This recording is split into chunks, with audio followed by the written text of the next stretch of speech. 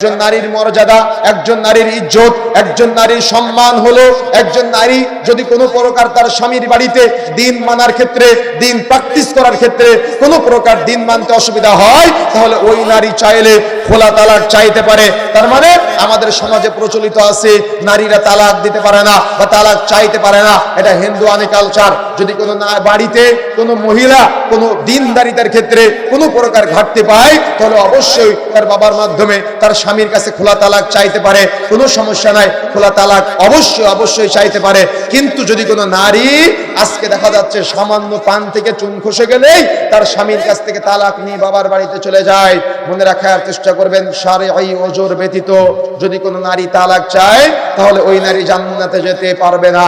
এই জন্য তালাকের ক্ষেত্রে শারঈ ওজরের প্রয়োজনীয়তা আছে। শারঈ ওজর যদি থাকে তাহলে আপনি তালাক চাইতে পারেন, কিন্তু শারঈ ওজর না থাকলে আপনি তালাক চাইতে পারেন না।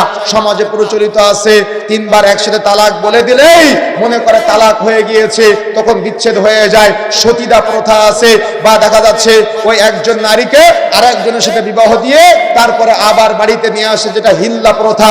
ইসলামে হিল্লা প্রথা তার মানে ইসলামে চালু বা ইসলামে জায়েজ নেই, এটা ইসলামে হারাম করা হয়েছে, এটা হিন্দুয়ানি কালচার। সুতরাং এই যে হিল্লা বিবাহের নামে আজকে আমাদের সমাজে যদি কেউ তিনবার একবার তালাক বলে ফেলে, তাহলে তাকে আরেকজনের সাথে বিবাহ দিয়ে পুনরায় আবার নতুন করে তার স্বামীর সাথে বিবাহ দেয়, অর্থাৎ হিল্লা বিবাহ নামে প্রচলিত যেগুলো আছে, এটার মাধ্যমে নারীদের অবমূল্যায়ন করা হয়। এই অবমূল্যায়ন ইসলামে চলবে না।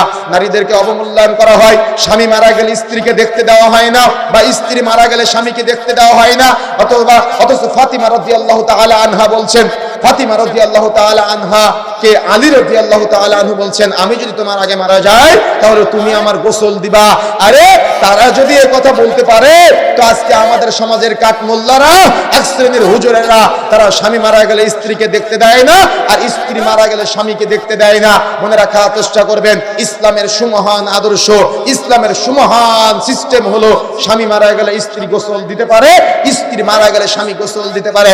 এটা হল ইসলামের নারীদের ইজ্জত, এটা হল ইসলামের নারীদের সম্মান, এটা হল ইসলামের নারীদের মর্যাদা।